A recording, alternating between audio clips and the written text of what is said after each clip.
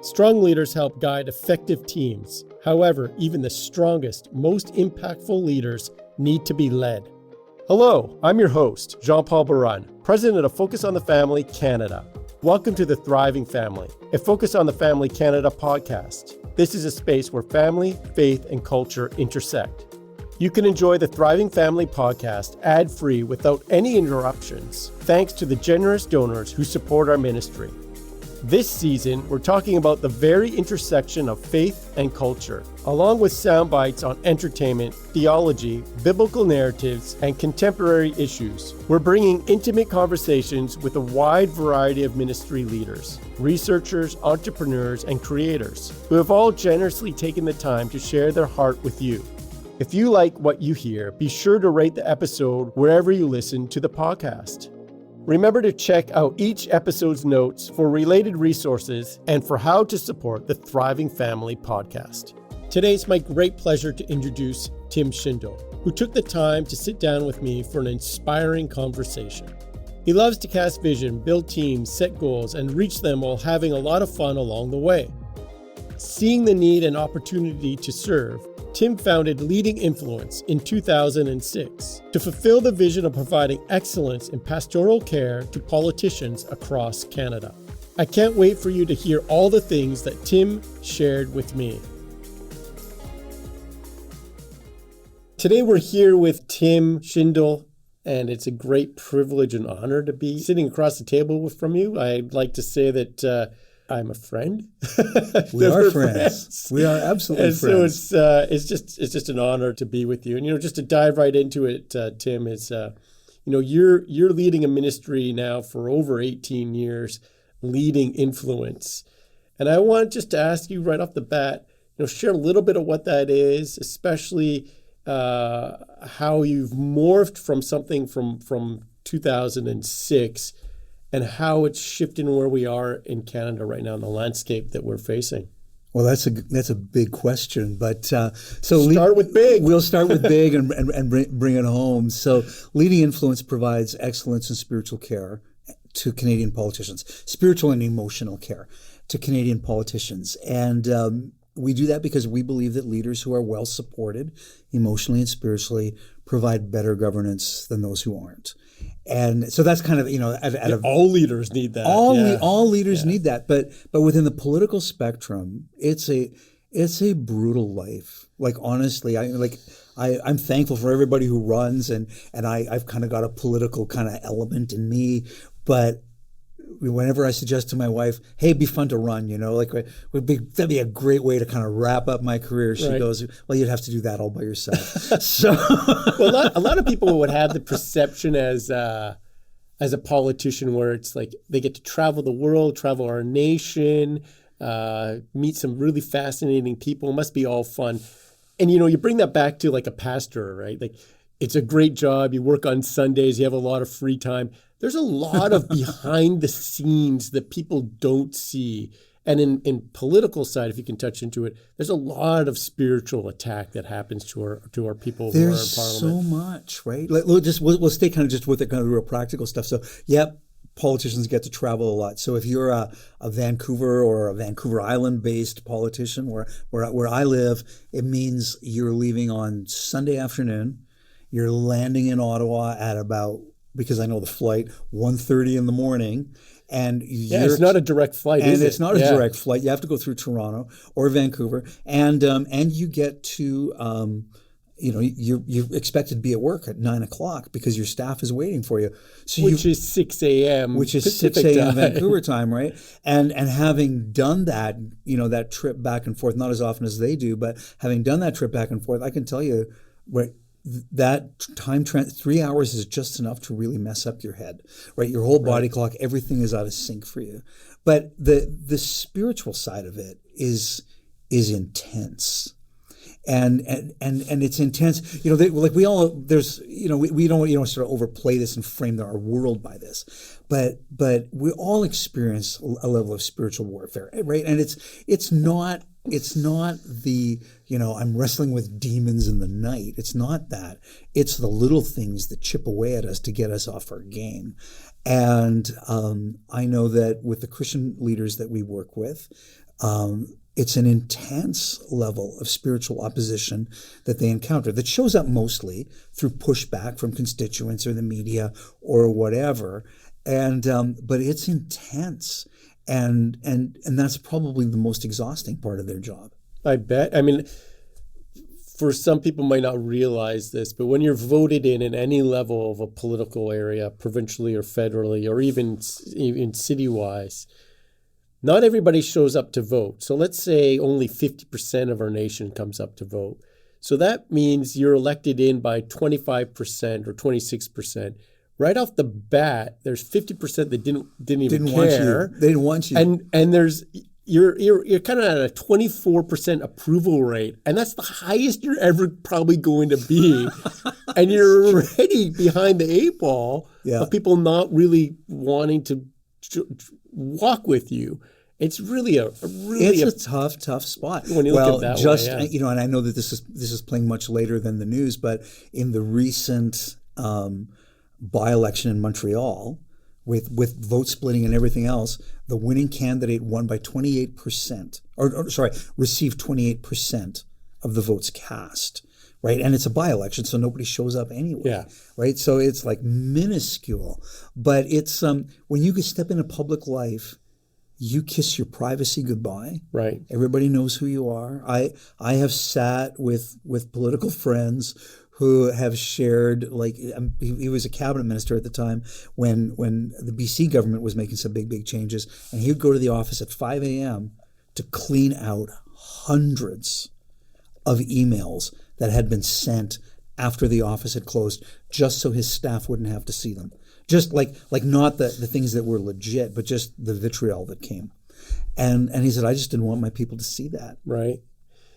Touching on that, you know, you've been around with your ministry for 18 years. What's the biggest changes you've seen on that political landscape? And I'm building from what you just said of like the just what comes in. You know, we're in a social media age where it's no longer like my mom and dad would say, well, I'm really upset with our politician. I'm going to pen a letter. I'm going to write a letter. It's gonna, they got to make the effort to do it. And then it's got to, they ship it out. They pay the 50 cents or $1 in postage. Yeah. And then they're like, do they really do it? Now we're living in it's like, I can send it out in 3 seconds. Yeah. And it could be like 5 words and that's it. And then it's received in that person. That's one of the biggest changes I see. But what have you seen in these 18 years? Things have become, and you hit on this, things have become so toxic. Like, it's just like everybody is my enemy, right? Is kind of like whoever's in office, they're my enemy, right? I hate them because, and it's just nasty. Like, it's really tough. And it's not just like, the general public. I had a friend in Toronto who voted on an issue. His party said, this is the stance we're taking. If you can't vote on the issue, don't be in the room. And so he actually didn't vote. He exited the room. And he waved to me to come to his office. I hung around for the vote, waved to me to come to his office after, and I did. And he played me voicemails from high-profile Christian leaders who were just calling him out as, you have failed Christ, you have failed the church because you didn't stick around to vote. And yet if he'd stuck around to vote, he would have been tossed from his caucus, and then he would have no voice and no influence. And so we play these short-sighted games, right? That are really unrealistic. We ask our political leaders, our Christian political leaders, to do unrealistic things. Right. Right. And politics is all about, I don't want to say game, but it's an incremental game. Right. We win by inches. Yes. Right? You touch on the Christian leaders, and one of the things that's interesting to me is in that realm, you'll say I'm a Christian MLA or MP, but not all of their constituents share the same fundamental faith belief. Yeah. So they vote for the party or the person because they believe in the policies they want to put in place, and hopefully, as a Christian, you're going to come with a little more integrity. Hopefully.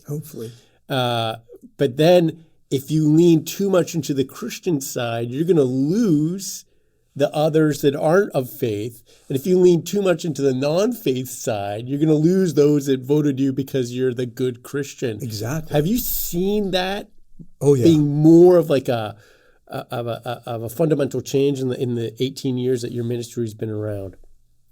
Yeah, I have. Like in the beginning, right? It was, well, I'm a Christian, and people would show up and vote, right? The church would show up and vote. Now, if you say I'm a Christian, like if you lead with that, you're dead in the water. Really? Oh yeah. Wow. Right. Like in some places, like like where Victoria, Vancouver, dead in the water if you lead with that, right? Yeah. If you're in Alberta, rural Alberta, if you're Saskatchewan or Alberta, yeah. it's a different deal, right? Yeah. It's a completely different deal, and people can lead with their faith, and it's okay, right? But that's a cultural difference. Yes. Southwestern Ontario, the same. It's a cultural difference, right? And a regional difference more than it is, at a national level. Yeah, that's so true. When you touch into that and all the challenges, we see that burnout isn't something that is discriminated by age, faith, or profession.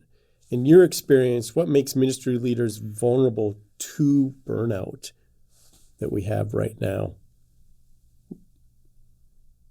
I think that, I'm just processing you're digesting that one. I'm digesting because we said ministry leaders, not political leaders, but right, yeah. But for political leaders, yes. For political leaders, like just the expectations are insane, right? So, on the Thursday flight out of Ottawa, as an example, on the Thursday flight out of Ottawa, or on the 5 o'clock ferry, or the 7 o'clock ferry out of Victoria, right? From my world, everybody's going home, and they've worked hard. They've worked very full days, and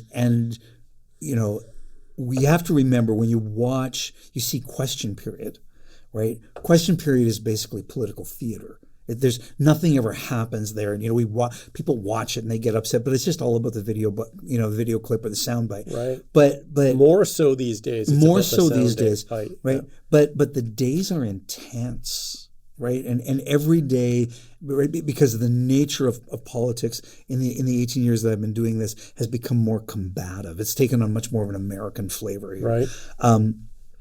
It's become more combative, so they're emotionally drained on their way home, and then they're gonna get home late Thursday night, and then they're gonna spend Friday in their offices, and then they're gonna spend Saturday either cutting ribbons and kissing babies and going to events, or they're going to be knocking on doors, right? And then Sunday morning it's lather, rinse, repeat, and they do that. Right, and now you look at the leaders in the political field who do that, and let's add like another piece to that. And what if they're married? And what happens when they have kids? Yeah. Where do they find the time to engage with the little ones, to be a dad or a mom, or to be a spouse? Like, how do they fit that in? How have you seen politicians balance that well? Well, they or can they? They can, and they do. Different people do it different ways, right? But some protect their weekends, right? Or if the House isn't in session, they will do what needs to be done for their constituents because they get paid to do that. That's their job. But they prioritize their children, and they invest, right? And they pour into them in whatever that looks like. So they get a lot of mom or dad time in with the kids, so that when the house is sitting or whatever, and life is crazy, like they've got something to draw on, and this doesn't replace anything, but the beauty of being able to text your kids and just do a daily check-in, or even a couple of times a day, right? It's fantastic, right? Yeah. Well, there are. I do a lot of traveling, not to compare myself to a politician in any way, shape, or form. With my travels, we have like a group chat thing with our family, and I'll text the girls and Susan, and we try to have this game like who's the first one to reply and whatnot. And I just can't imagine what it would have been like 20 years ago, because you actually have to pick up the phone. You can only talk to one person. You don't get to see them. Yeah, and it makes all the difference. And it's so funny because I could do the group chat with my kids, and one of the girls are sitting in their spot on the couch and they're like, Papa, don't bother me. And I'm okay. It's like I'm there. Yeah, I'm letting you know that I care, but don't bother me. Yeah. Yes. Yeah. But those are precious moments. How do you, I look at burnout as something that's real. It's very real. And I have a personality where it's like you pull up your socks, you go for a run, and you just hammer through it. But I know that that's not everybody. My wife, Susan, has a totally different perspectives on how she manages with her teaching and her burnout. What are some of the things that you can see that can prevent burnout with our MLAs and MPs, especially with the travel load that they have? Well, I'll pitch leading influence. I was leading that way to hear what are the things we can do, JP? Here's we the soft pitch. Here's the soft pitch, right?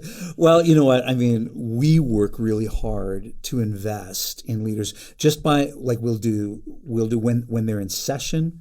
We're in the building, we do check-ins, and they're busy, right? So sometimes a check-in it's a high five in the hallway, or it's a quick chat, right? In the stairwell, and just, hey, how are you doing? Do you need me? Are you good? Do you have time for coffee? Right? And sometimes they have time, sometimes they don't, and you just kind of go about your day, right?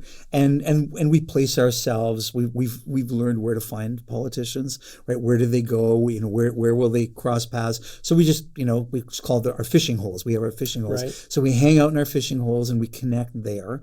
And sometimes, it's shocking.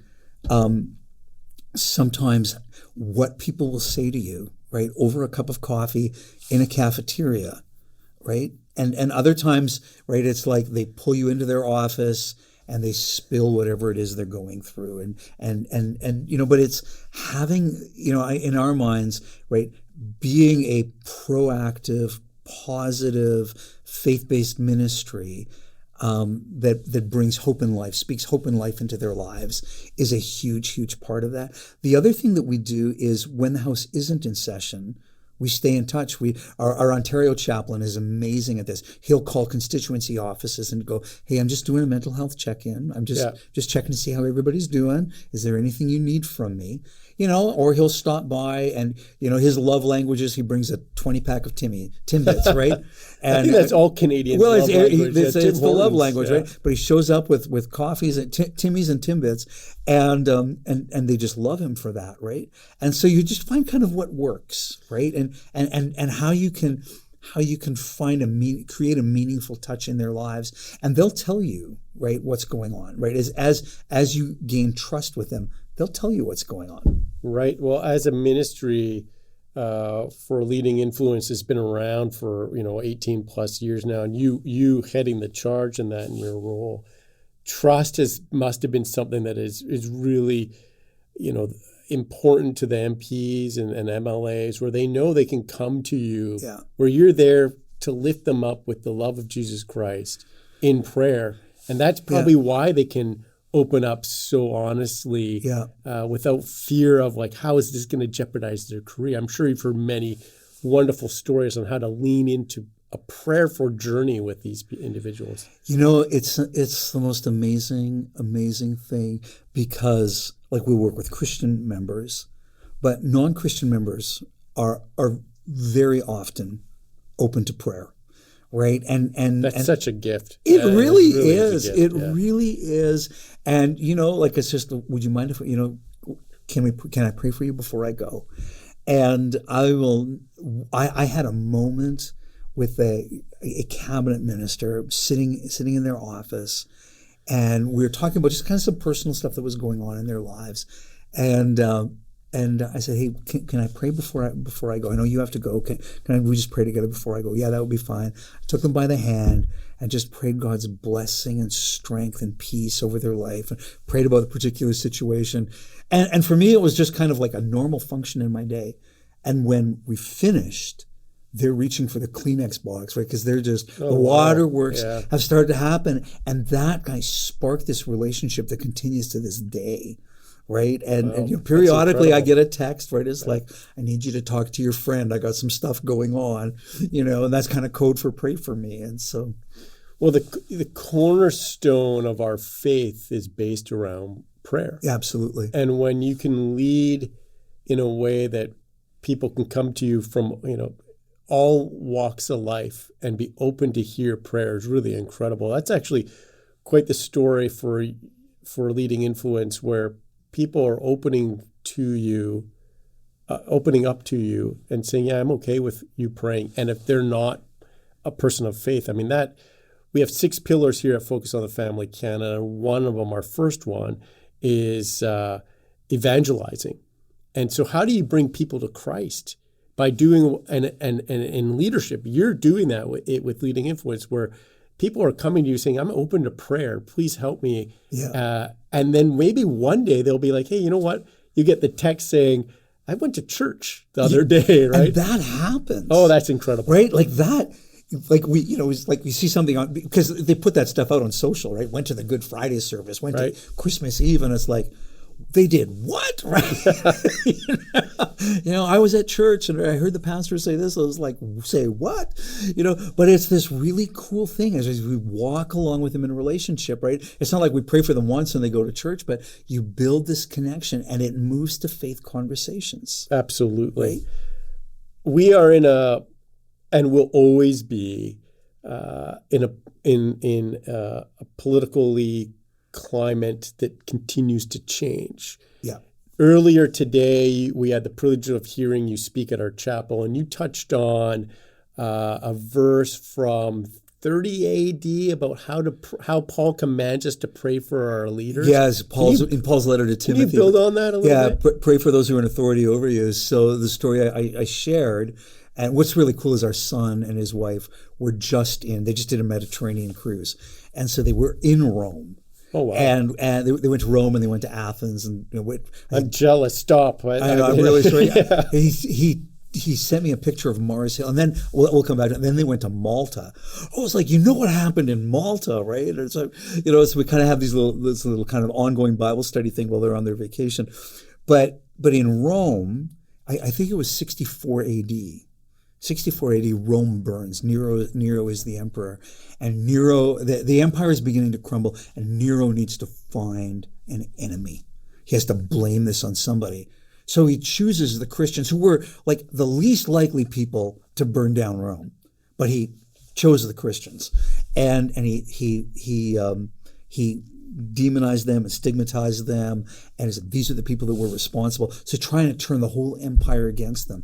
And it's within that context, in that season, that Paul writes to Timothy and says, hey, pray for those who are in authority over you.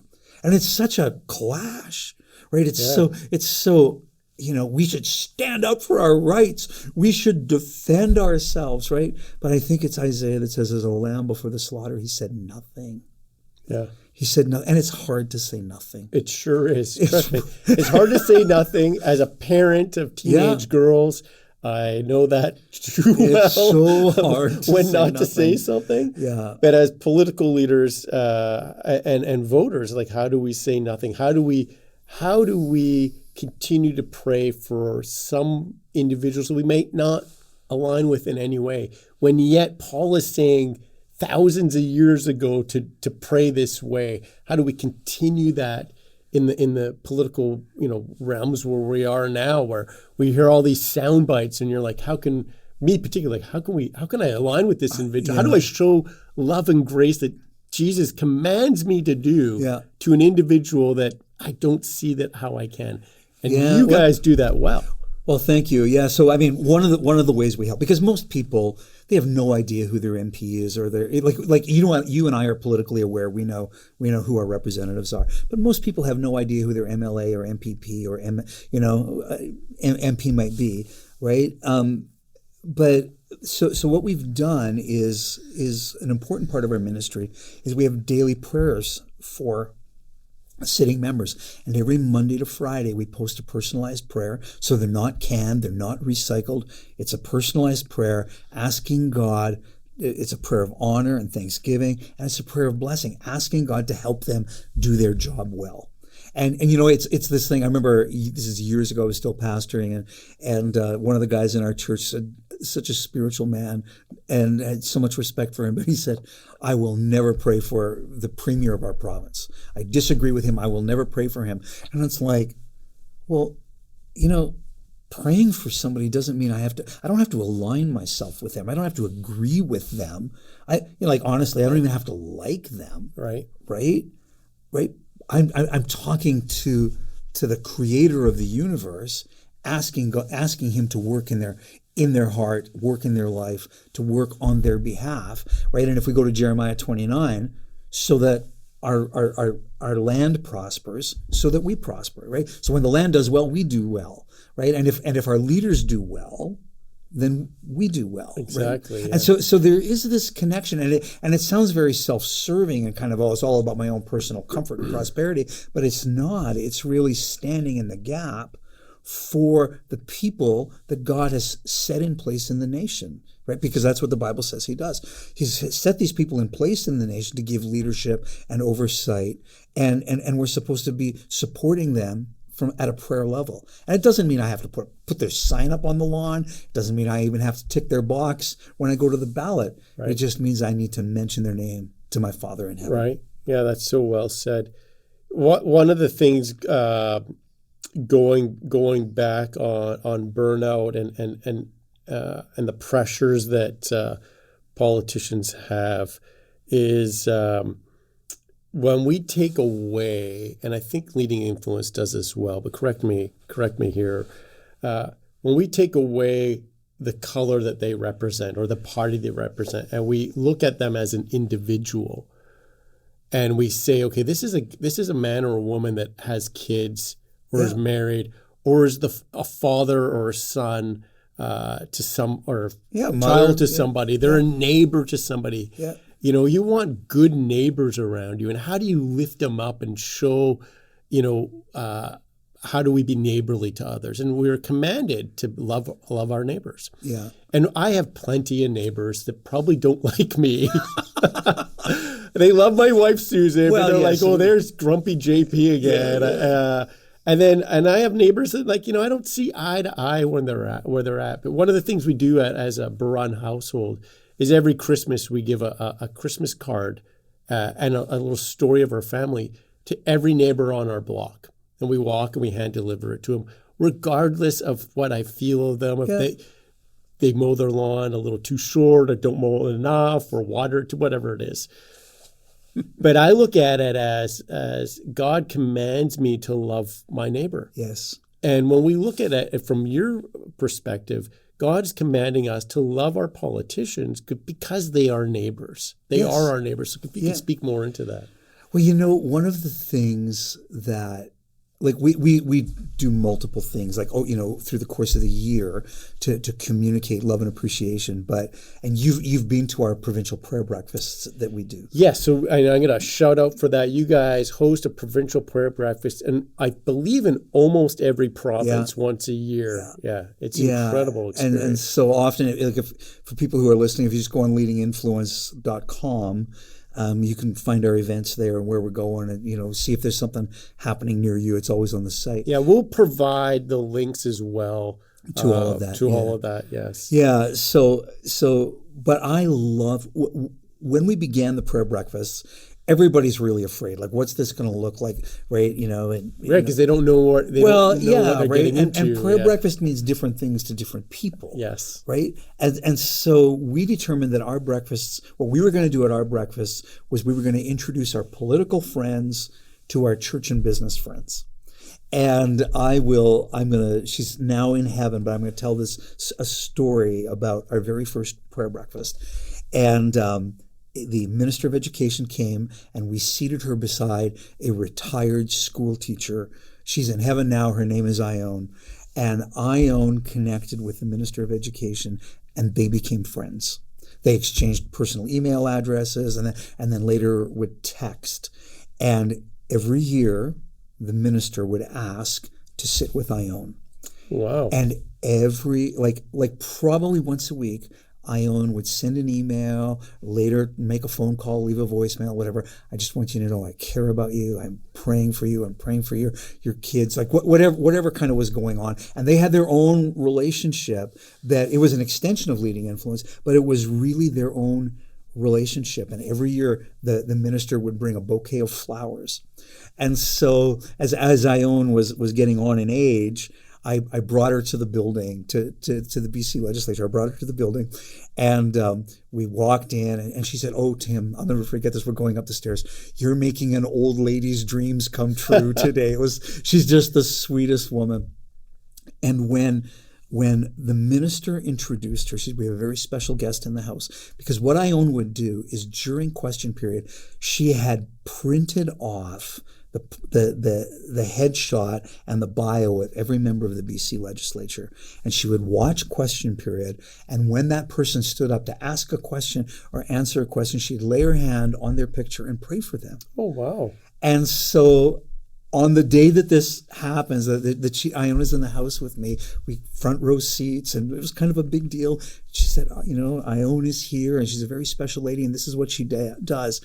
And both sides, it's the only time I've seen this, both sides of the house stood and gave her a standing ovation. Oh, it's incredible, right? And it's that just shows the heart of true, yes.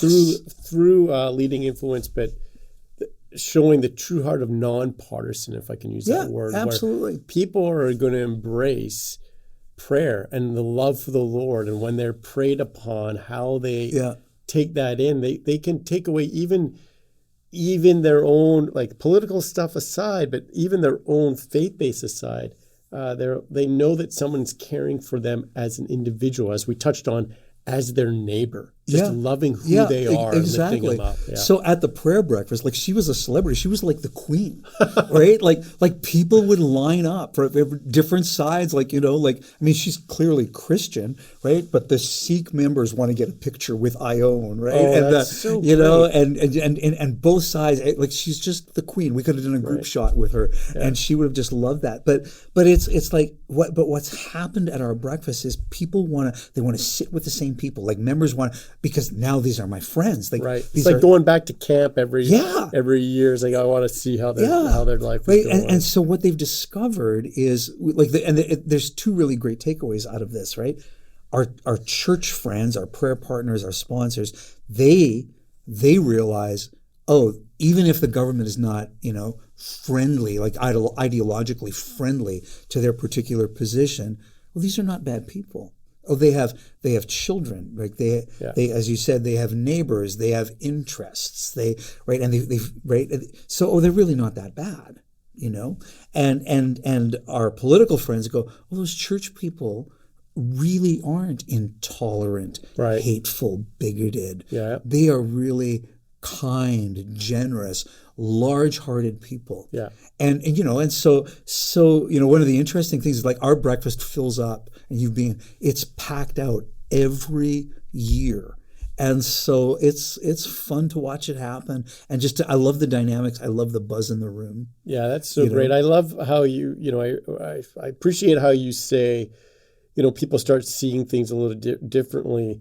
And I use this analogy, is once you start peeling back the onion a little, you really get to the core of what something is like.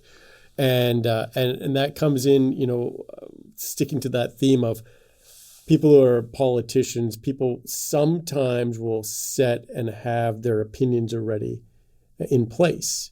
But once you get to know the person and find commonalities, it's amazing how the Lord will connect you with somebody. You and I, we both run. We have that connection of running, and we can build on that.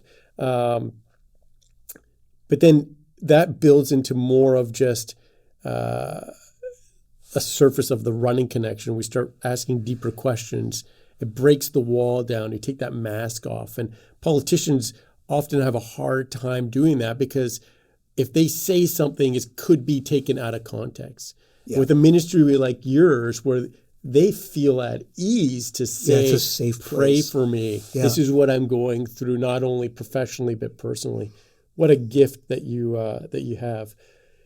Just kind of wrapping it up here, I'd like to touch on the healthiness of Christians as we engage in the political realm right now. What does that look like specifically in a federal point of view? What is it like to be a healthy Christian engaging with our federal That's a really leaders? good question.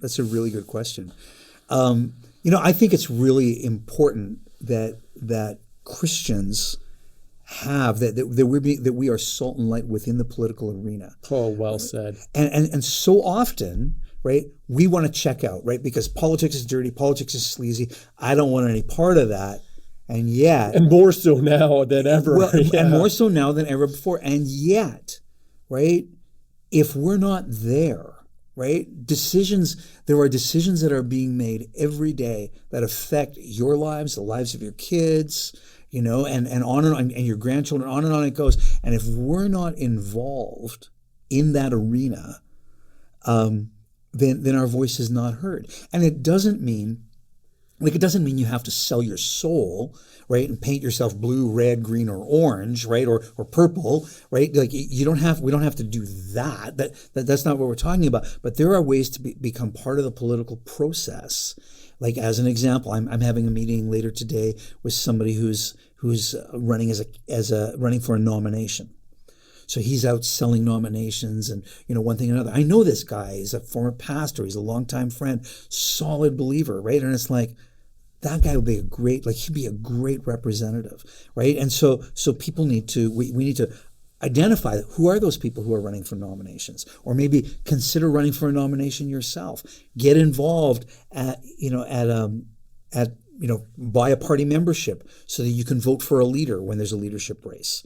And one friend says, he said, I buy a membership whenever there's a leadership race. I buy a membership because I want to have a say in who the leader becomes, right? And so it's no reflection of his personal politics. And I just thought that was actually really proactive. Right? But you can get involved there. You can get involved on electoral district boards, so EDAs they're called, and you can get involved there where you're helping a candidate get elected. And again, you don't have to go knock on doors. You can put up signs or right. Whatever. Right? Like my dad has a great relationship with his MP, and he's hoping that he can go put up a few signs for him this year because they're friends, right? And so, but you find these ways to get involved, and you don't have to like I said, sell your soul to the party. You can just be salt and light within the party. Within the party and with others. When you look at how do we have a voice, and there are many decisions, like you said, that are being made every single day. There are many decisions that are being made that are challenging to hear, particularly as where we stand at Focus Canada with our 6 pillars, right? And running them through. But one of them is sanctity of human life, or the clear definition of a man and a woman. That's our 6th pillar. Sanctity of human life is our 4th pillar. And there are things that are happening, and I'm not going to get into specifically what they are right now, but there are things that are happening that will deeply impact those. For us as a nation. Yes. And how do we share our story of our faith and what that impact means? So even as someone who believes in someone who is a believer in and I stand up and I'm not apologetic about our beliefs, and neither is our ministry, Focus Canada.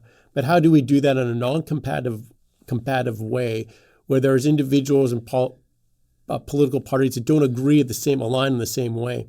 How do we get in front of them and share our story? The only way we do that is building relationships. It's all about relationships. Building those trustful relationships and sharing my heart and the ministry's heart and our constituencies.